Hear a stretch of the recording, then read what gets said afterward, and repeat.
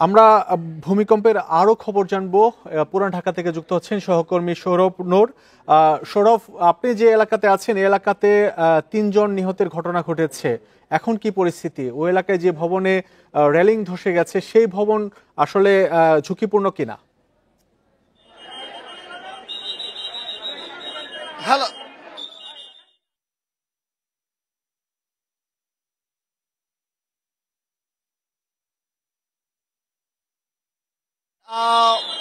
আরমানিটোলার কসাইটুলি এলাকায় কিছুক্ষণ আগের যে 10:38 যে ভূমিকম্প হয়, ঢাকা শহর জুড়ে মানে উৎপত্তিস্থল ঢাকার ঘোড়াশালের, ঢাকার পাশে নিকটবর্তী নরসিংদীর ঘোড়াশালে, সেই ভূমিকম্পের প্রভাবে রাজধানীর যে আরমানিটোলার কসাইটুলি এলাকা, সেই কসাইটুলি এলাকায়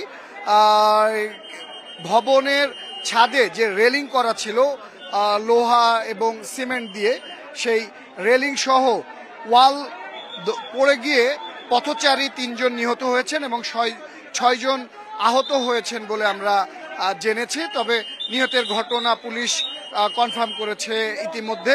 ফায়ার সার্ভিস কর্মীরা এখানে উদ্ধার তৎপরতা জানাচ্ছে এবং পরিস্থিতি নিয়ন্ত্রণে আইন শৃঙ্খলা বাহিনীর পাশাপাশি সেনা সদস্যরাও এখানে এসে উপস্থিত হয়েছেন। এটি একটি সরু গলির রাস্তা, যেখানে ভবনের মানে মূল রাস্তার দুই পাশ দিয়েই ভবন, সরু গলি চলে গেছে।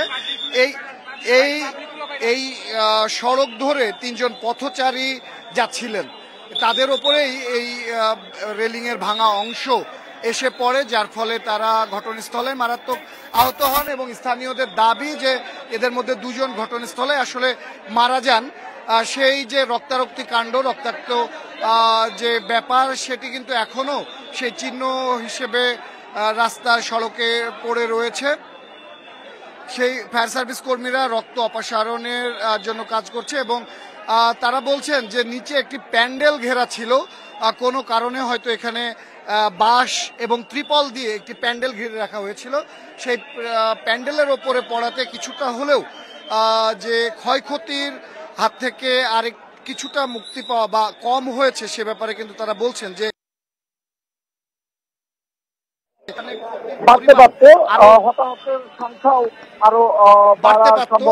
হতাহতের সংখ্যাও আরো বাড়ার সম্ভাবনা ছিল, কিন্তু এই প্যান্ডেলটি থাকার কারণে কিছুটা হলেও এখানে যারা পথচারী আসন্ন বিপদ থেকে মুক্তি পেয়েছে। এই যে ভবনটি, মূলত এই ভবনটি সেই ভবন, এই ভবনেরই 5তলা ভবনের উপরে যে ছাদের অংশ, সেই ছাদে দেওয়া ছিল 3 ফিট উচ্চতার একটি রেলিং, নিরাপত্তার জন্য, যেন সেখান থেকে কেউ পিছলে বা কোনোভাবে পড়ে না যায়।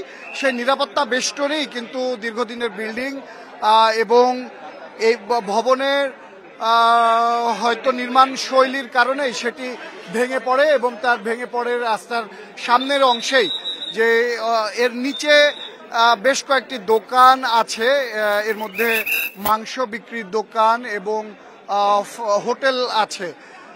ধারণা করা হচ্ছে যে সকালবেলা করে এই দোকানগুলোতেই হয়তো স্থানীয় ক্রেতাদের ভিড় লেগে থাকে, সেই ভিড়ের মধ্যেই হয়তো তারা ছিলেন যে 3 জন নিহত হয়েছেন এবং 6 জন আহত হয়েছেন।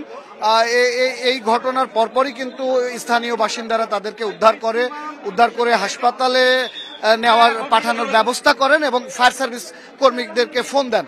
তারপরে ফায়ার সার্ভিস কর্মীরা সেখানে আসেন এবং সেখানকার পরিস্থিতি নিয়ন্ত্রণের চেষ্টা করেন এবং যে ভাঙা রেলিং, সেই ভাঙা রেলিং সরিয়ে সেই জায়গাটি এখন চলাচলের জন্য প্রস্তুত করছেন। তবে স্থানীয় বাসিন্দাদের ভিড়ে জায়গাটি এখন বেশ জনসমাগমপূর্ণ হয়ে উঠেছে। সেই পরিস্থিতি নিয়ন্ত্রণে আইন শৃঙ্খলা বাহিনীর সদস্যদের পাশাপাশি সেনা সদস্যরা এসে উপস্থিত হয়েছেন এবং তারা সে জায়গাটি মানুষজন সরিয়ে দিয়ে সে জায়গাটি পরিষ্কার জনমুক্ত করার চেষ্টা করছেন এবং ঠিক এই জায়গাটি, যে জায়গাটিতে আসলে রেলিংটা হেলে পড়ে 3 জন পথচারীর ওপরে এবং এ ঘটনায় 3 জন নিহত হন, 6 জনকে হাসপাতালে ভর্তি করা হয়েছে।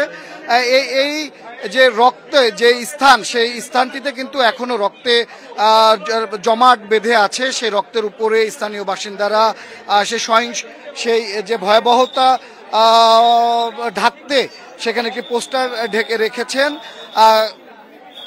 কিন্তু তারপরেও সে পোস্টার বা সেই ঢেকে দেওয়া অংশ ছাপিয়ে কিন্তু ভয়াবহতার পরিচয় মানে প্রমাণ বোঝা যাচ্ছে যে পাঁচতলার উপর থেকে রড সিমেন্ট দিয়ে তৈরি একটি ব্যারিয়ার বা ওয়াল ধসে পড়লে একটি মানুষের মাথার উপরে যে ধরনের বিভৎসতা সৃষ্টি হতে পারে সেটি কিন্তু বোঝা যাচ্ছে।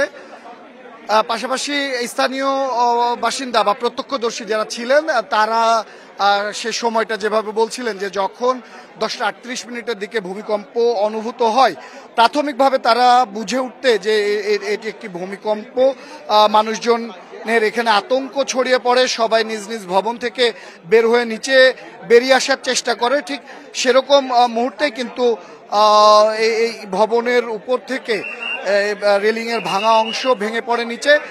তখনও কিন্তু মানুষজন বুঝে উঠতে পারেনি যে আসলে আনোয়ার সাদাত নূর, আপনি সংবাদ সংগ্রহ করতে থাকুন, আবারও ফিরবো আপনার কাছে। পুরান ঢাকায় ভূমিকম্পে ভবনের রেলিং ধসে 3 জন নিহত হয়েছে, সে খবর জানাচ্ছিলেন সহকর্মী আনোয়ার সাদাত নূর।